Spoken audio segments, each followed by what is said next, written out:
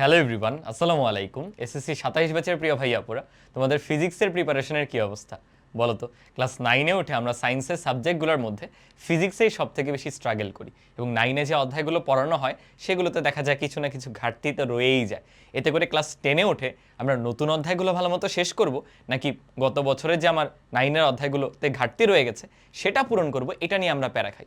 আবার তোমাদের বেলা যেহেতু এসএসসি পরীক্ষার ডেট আগায় দিছে এবং সামনে তোমাদের বেশিরভাগ স্কুলে জুনের শেষ দিকে দেখবা প্রি টেস্ট পরীক্ষা হয়ে যাবে, এতে করে অনেকেই নানা ধরনের দুশ্চিন্তার মধ্যে আছো, সব থেকে বেশি আতঙ্কে আছো ফিজিক্স এই সাবজেক্টটা নিয়ে। সো এখন থেকে কিভাবে পড়লে সব থেকে ইফেক্টিভ উপায় তোমরা A+টা ইনশিওর করতে পারো, তোমার প্রিপারেশনের স্ট্র্যাটেজিটা এখন থেকে কিভাবে হবে, সেই আলোচনাটাই এখানে ভাইয়া করার চেষ্টা করব। দেখো, সবার আগে আমরা তোমাদের ফিজিক্সের যে 14টা অধ্যায় এটার ডিস্ট্রিবিউশন যদি একটু দেখি। দেখো, আগে না ফিজিক্সে 8টা সিকিউ আসতো, বেসিক্যালি 8টা সিকিউ, সেখান থেকে তোমার উত্তর করতে হতো 5টা। বাট এখন যেহেতু শর্ট কোয়েশ্চেন অ্যাড করে ফেলছে, এখন সিকিউ আসবেও না 8টা, উত্তর করতে হবে না 5টা, আসবে ধরো 7টা, উত্তর করতে হবে 4টা, তাই না? বাংলা ইংরেজি মিক্স করে ফেলছে, আচ্ছা মুছে দিই। তো এখন যেহেতু সিকিউ এর কাউন্ট কমে গেছে, তাই কিন্তু একটু আনইম্পর্টেন্ট যে চ্যাপ্টারগুলো বা থিওরিটিক্যাল যে চ্যাপ্টারগুলো, ওগুলো থেকে দেখবা সিকিউ কমে যাবে। যেমন এখানে অধ্যায় 13, 14 এবং অধ্যায় 1, আগে না এই তিনটা অধ্যায় থেকে একটা সিকিউ থাকতো, বেশিরভাগ সময় অধ্যায় 1 আসতো, বুঝছো? এই তিনটার মধ্যে যদি আমি তুলনা করি, অধ্যায় 1 একটু বেশি দিত, একটু বেশি ব্যাখ্যা টাইপের জিনিসপাতি আসলে তখন 13, 14 হয়তো আসতো। বাট এবছর দেখবা এই তিনটা অধ্যায় থেকে প্রশ্ন আসার সম্ভাবনা কম, কারণ মাত্র 7টা সিকিউ আসবে। আমি কিন্তু বেসিক্যালি সিকিউ এর গ এবং ঘ নাম্বারের কথা বলতেছি, অর্থাৎ 3 আর 4 7 মার্ক জ্ঞানমূলক, অনুধাবনমূলক বা শর্ট কোয়েশ্চেন, এই যে 1 মার্ক 2 মার্ক, এই প্রশ্নগুলো কিন্তু যে কোনো অধ্যায় থেকেই দিতে পারে।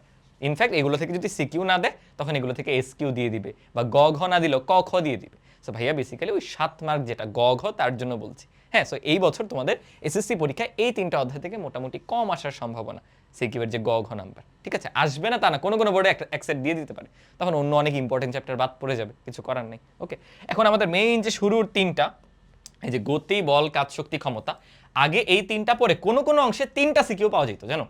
এই তিনটা থেকে অলমোস্ট 3টা সিকিউ থাকতোই প্রতি বছর।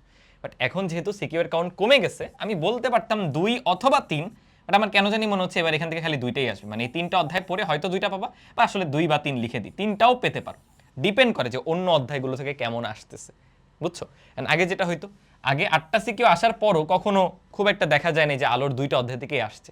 আলোর যে কোনো একটা অধ্যায় থেকে দিয়েছে, অথবা গ ঘ নাম্বার অল্টার করে দিছে, একটা আসছে প্রতিফলন থেকে, একটা আসছে প্রতিসরণ থেকে গ ঘতে। সো মিলায়ও আসতে পারে, মিক্সও আসতে পারে, আবার আলাদা আলাদাও আসতে পারে। তাহলে এখান থেকে আমরা পাচ্ছি এক সেট সিকিউ। আবার তড়িতেরও 2টা আছে, তড়িতে 2টাই আসলে গুরুত্বপূর্ণ, বাট চলতড়িতে একটু বেশি আসতো, তবে স্থির তড়িৎ মাঝে মাঝে মিক্স করে দিত, বা ইন্ডিপেন্ডেন্ট সিকিউ স্থির তড়িৎ থেকেও আসছে, দেখবা 25 সালে, গত বছর 26 সালে কিন্তু শর্ট সিলেবাস ছিল, তো তখন দেখলে ধারণা পাবা না, বাট 25 সালে দেখবা স্থির তড়িতে 5টা বোর্ডে আসছে, আর চলতড়িতে 4টা বোর্ডে আসছে। তো আসলে এই দুইটার মধ্যে যে কোনো একটা থেকে একটা সিকিউ দিতে পারে, বা মিক্স আসতে পারে, তুমি আসলে কনফার্ম না। 2টাও মাঝে মাঝে চলে আসতো আগের বছরে, বাট এবার যেহেতু সিকিউ কমে গেছে, 7টা আসবে, তাই একটু টাফ। তাহলে আমাদের মোট কয়টা গেল দেখো, 2 বা 3, ধরলাম 2টা, এখান থেকে একটা 3টা, এখান থেকে একটা 4টা, আর এগুলো থেকে মাঝে মাঝে দিয়ে দিতে পারে, এভাবে হলো 5টা। আবার মাঝে মাঝে অধ্যায় 12 থেকে এক সেট আসে, অথবা অধ্যায় 12 ধরো গ নাম্বার আসলে এখান থেকে অন্য আরেকটা অধ্যায়ের ঘ দিয়ে দিবে, স্পেশালি তড়িতের সাথে মিক্স করতে পারে, যেগুলো যেহেতু এগুলো একটু কানেক্টেড, তড়িৎ চুম্বকে একটু কানেক্টেড আছে, অথবা ওখান থেকে 4 আসলো, এখান থেকে 3 আসলো, মানে 4 বলতে ঘ নাম্বার, এখানে গ নাম্বার, এরকম মিলাই দিয়ে দিতে পারে। সো এইগুলো মোটামুটি আমাদের 5টা বা 6টা সিকিউ। এন্ড এই তিনটা আসলে একটু আনপ্রেডিক্টেবল, মানে এই তিনটা পুরোপুরি ডিপেন্ড করে অন্যগুলা থেকে কেমন আসতেছে তার উপর ভিত্তি করে। তবে তরঙ্গ শব্দটা একটু বেশি ইম্পর্টেন্ট, অ্যান্ড কখনো এমন হয় না অধ্যায় 5, 6 দুইটা একসাথে আসতেছে, তোমাদের হয় 5 আসবে, না হয় 6 আসবে। সো এই তিনটা একটু আনসার্টেইন অধ্যায়, তবে একটা অধ্যায় যদি আগে পড়তে হয় অবশ্যই তরঙ্গ শব্দ পড়ে ফেলো। অ্যান্ড যেহেতু আবার এই দুইটা শর্ট সিলেবাসে ছিল না গত বছরে যে 26-এর শর্ট সিলেবাস, তাই আবার মিক্স আপ করে দিয়েও দিতে পারে, মিলাই ঝিলা দিয়েও দিতে পারে। সো একেবারেই ফেলনা করা যাবে না। সো ফিজিক্সে তুমি কনফার্ম করে জাস্ট এই সেগমেন্টে একটু বলতে পারো যে আমার 2টা বা 3টা আসবে, অথবা এই 2 সেগমেন্টে বলতে পারো যে একটা 100% আসবে। সো ধরো ওখানে 2টা সিকিউ, একটা, এই 4টা সিকিউ তুমি মোটামুটি কনফার্ম বলতে পারো। আর বাকিগুলো এখন মিক্স, বাকি 4টা গেল, তাহলে আরো 3টা, সেই 3টা কিন্তু অনেকগুলো চ্যাপ্টার মিলিয়ে আসতে পারে। তবে আমার মনে হয় তরঙ্গ শব্দটা বেশি ইম্পর্টেন্ট। তবে আবার যেহেতু শর্ট সিলেবাসে গত বছর এটা ছিল, এই দুইটা ছিল না, তাই 5-6 এর মধ্যে থেকেও দিয়ে দিতে পারে। আর অধ্যায় 12 থেকে ফুল সেট আসে না, অন্য একটার সাথে মিক্স করে দেয় আর কি। আর কারো বোর্ডে যদি অধ্যায় 1, অধ্যায় 13, 14 থেকে থিওরিটিক্যাল দিয়ে দেয়, তখন আবার এই যে ইম্পর্টেন্ট চ্যাপ্টার কোনো একটা বাদ পড়ে যাবে। সো ফিজিক্স আসলে একটু কম প্রেডিক্টেবল বিষয়টা। এখন যার ধরো ক্লাস 9-এর প্রিপারেশন ভালো বা 9-এ পড়া অধ্যায়গুলো গুছাই নিছো মোটামুটি, পারো, তুমি কনফিডেন্ট, সে অবশ্যই পুরো সিলেবাসটা শেষ করো। কারণ দেখতেছি ফিজিক্সে একটু আনসার্টেনটি, স্পেশালি ধরো এই দুইটা ওই একটা বাদ দিয়ে কয়টা থাকে, 11টা অধ্যায়, এই বাকি 11টা অধ্যায় ভালো মতো শেষ করে ফেলো, তাহলে তোমার কোনো টেনশন নেই, তুমি সবই পারো, তাই না? সবগুলো অধ্যায় হয়ে গেছে। যে পিছায় আসো, 9-এ অধ্যায় ঘাটতি রয়ে গেছে, তার জন্য আমি দেখো কয়েকটা সিলেক্টিভ চ্যাপ্টার বলে দিচ্ছি যে এগুলো আগে পড়ো। দেখো সবার আগে তুমি যাবা স্থির তড়িৎ চলতড়িৎ, আমি বলবো এই দুইটাই পড়ো।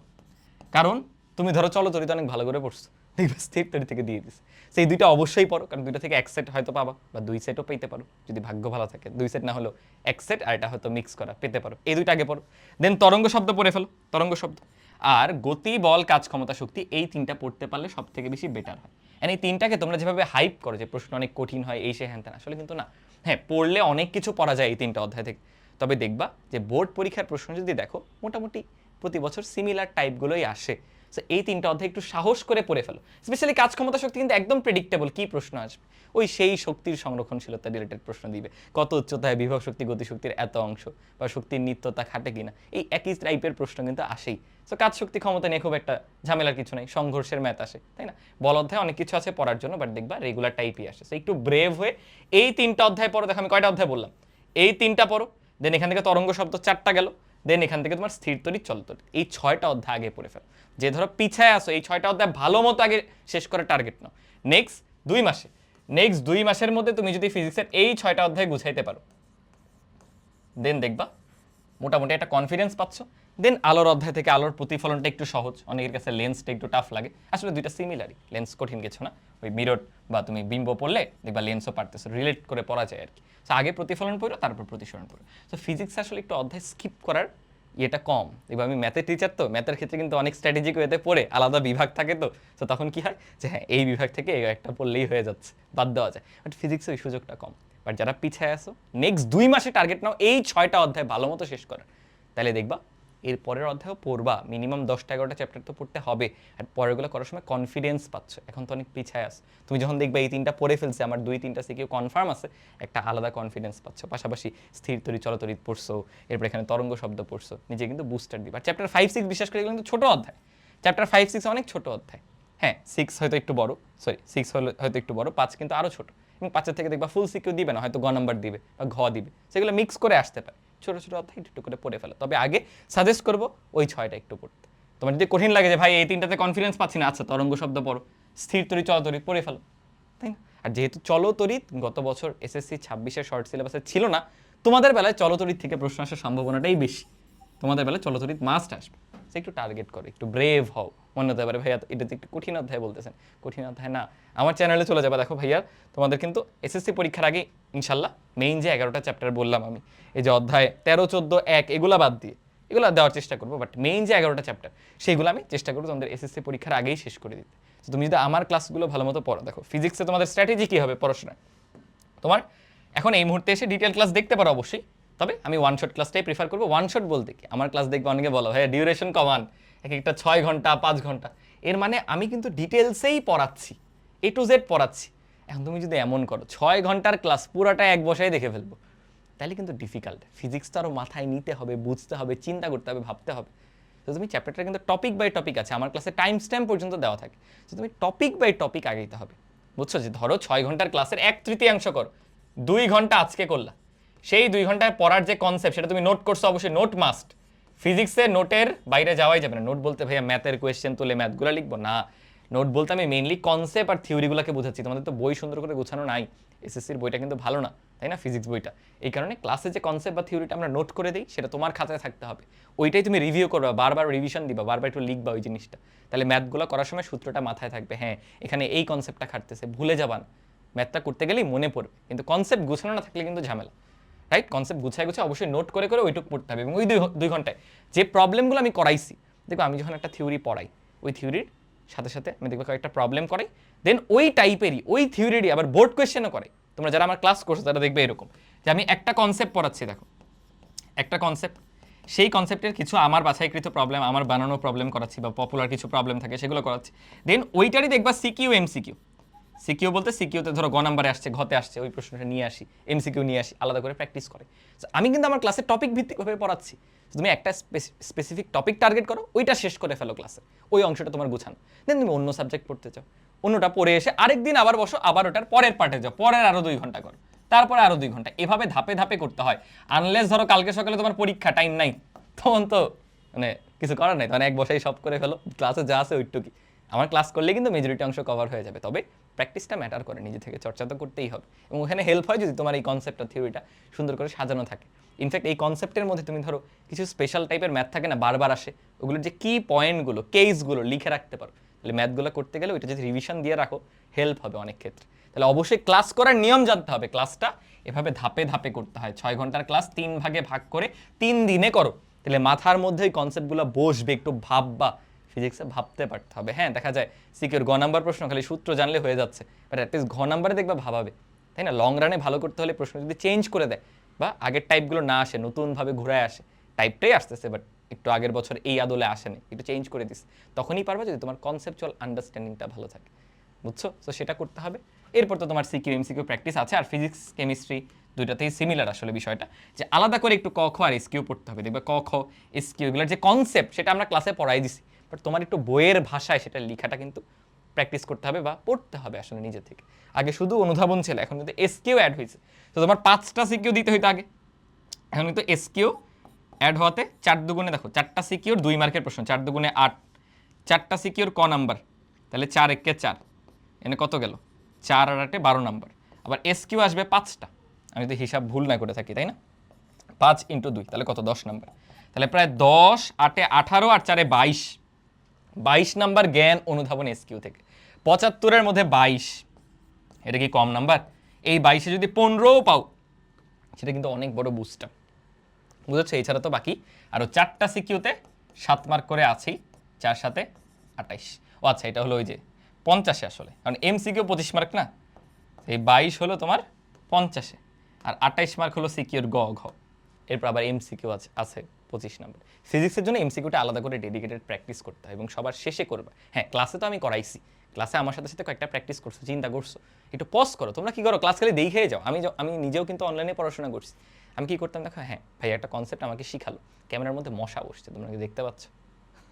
ভাইয়া ধরো কনসেপ্টটা শিখাচ্ছে, ওইটারই একটু পরে ম্যাথটা দিচ্ছে, আমি না বুঝতেছি, হ্যাঁ এখানে হয়তো এই ফর্মুলাটা অ্যাপ্লাই করতে হবে, একটু পজ দিয়ে নিজের আগে উত্তরটা করো, পরে উত্তরটা মিলায় নাও, এই যে কনফিডেন্সটা পাবা, এটা 1000টা ম্যাথ দেখে দেখে করলে জীবনও পাবা না। তো একটু মাঝে মাঝে ফিজিক্সে না দেখে নিজে আগে ট্রাই করাটা, এই চর্চাটাও কিন্তু করতে হবে, এই প্রবলেম সলভিং অ্যাবিলিটিটা গ্রো করতে হবে। হ্যাঁ, এগুলো বড় ক্লাসে গেলে, ইন্টারে গেলে বেশি কার্যকর, তবে এখন থেকে একটু একটু করে চেষ্টা করো, এখনও তো সময় আছে, 5-6 মাস তো টাইম আছে, এমন না যে 2 মাস পরে পরীক্ষা, এমন তো না, সময় আছে। সো ইনশাল্লাহ রিকভার করা সম্ভব। তো যেটা বলতেছিলাম, ফিজিক্সে এমসিকিউতে ভালো করার জন্য ধরো তুমি এই 3 ধাপে ক্লাস করে ফেলছো, নোট টোট সব করা শেষ, মোটামুটি একটা চ্যাপ্টার পড়ছো, 5-6 দিন পরে এসে আবার এমসিকিউটা প্র্যাকটিস করে, এতে কী হবে, 5-6 দিন ধরে ওই জিনিসটা মাথার মধ্যে বসছে, আবার একটু করে ভোলা স্টার্ট হবে। মানুষ কিন্তু ভুলে যায়, তাই না? কারণ একটার পর একটা সাবজেক্ট আমরা পড়তেছি, ওই জিনিসটা আবার ভোলা স্টার্ট হবে, তখনই আবার এসে যদি একটু এমসিকিউ পড়ো, সুন্দর আবার ওই জিনিসগুলো দেখবার রিক্যাপ হয়ে যাচ্ছে, রিভিশন হয়ে যাচ্ছে। সো এমসিকিউটা সাথে সাথে করবা না, একটা চ্যাপ্টার ঘুরায় ঘুরায় পড়বা, তাহলে ওটা মাথার মধ্যে থাকবে। ঘুরায় ঘুরায় পড়া মানে কি আবার ওই ক্লাস করা না, পুরা ক্লাস করছো, ওইটা নোটটা 1 সপ্তাহ পরে দেখো, আবার 1 সপ্তাহ পরে এমসিকিউ প্র্যাকটিস করো, আবার 1 সপ্তাহ পরে বোর্ড সিকিউগুলো খুলে দেখো, আরে পারি তো, এটা একটু ডিফারেন্ট লাগতেছে, এটা একটু প্র্যাকটিস করি, এভাবে করে করে, বুঝছো? এখনো সময় আছে। যারা পিছিয়ে আছে, আমি যে কথাটা বললাম যে ইম্পর্টেন্ট চ্যাপ্টারগুলো আগে টার্গেট করো, 5-6টা ইম্পর্টেন্ট চ্যাপ্টার যেগুলো থেকে প্রতি বছর প্রশ্ন আসে, ওইগুলো আগে আগায় রাখো, একটু কনফিডেন্স পাবা, দেন বাকি অধ্যায়গুলোতে যাও। তোমার টার্গেট এখন সব পড়ে না, তোমার টার্গেট আগে নাম্বার এনশিওর করা, মিনিমাম যে নাম্বারটা ওইটা এনশিওর করতে হবে, দেন ওটা হয়ে যাওয়ার পর এরপর তো অল আউট বাকি চ্যাপ্টার পড়তেই হবে। আর যারা অলরেডি 9-এর চ্যাপ্টারগুলো গুছায় ফেলছো, সে অবশ্যই নতুন অধ্যায়গুলো পড়ো, নতুন অধ্যায়গুলো গুছাও, বইটা শেষ করো, যত তাড়াতাড়ি শেষ করতে পারবা তত কিন্তু রিভিশন দিতে পারবা, রাইট? আর ভাইয়ার চ্যানেলে ইনশাল্লাহ খুব তাড়াতাড়ি তোমাদের ফিজিক্সের ক্লাসগুলো দিয়ে দিব, physics, chemistry, higher math, general math এবং আইসিটি প্রত্যেকটাই এসএসসি 27 পরীক্ষার আগে ইনশাল্লাহ ক্লাসগুলো দেওয়া থাকবে। তোমরা ভালো রেজাল্ট করো, সেটাই আমাদের প্রত্যাশা। তাহলে আজকের এই সেশনটা এ পর্যন্তই। নেক্সট অন্যান্য সাবজেক্টের গাইডলাইন চাও কিনা ভাইয়াকে জানিও, আর যে কোনো ডাউট, যে কোনো জিজ্ঞাসা সেগুলো কমেন্টে জানাতে পারো। আল্লাহ হাফেজ সবাইকে, আসসালামু আলাইকুম।